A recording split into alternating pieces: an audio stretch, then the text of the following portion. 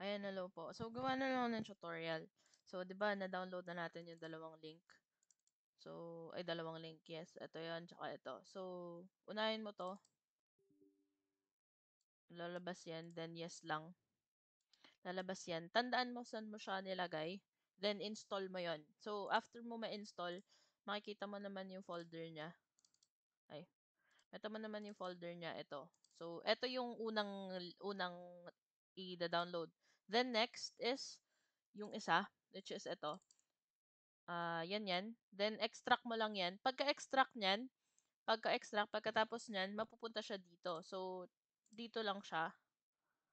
Program files 86, then iDate Revival Project. So, ang gawin mo ngayon, kita mo tong iDate launcher na to.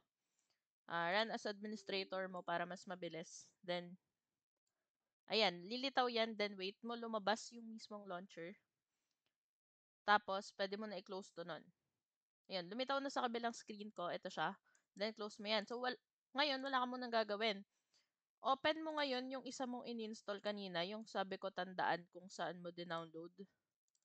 Then, ito siya. Ito. So, in-install natin yan kanina. Nandito siya. So, pipindutin mo ngayon to. Lumabas na ulit siya. Nandun sa kabila ko screen. Ayan. So, dito pinapalitan yung pangalan. Then, start mo yan. Pagka-start mo yan, punta ka dun sa iDate, then login. Yun na yun.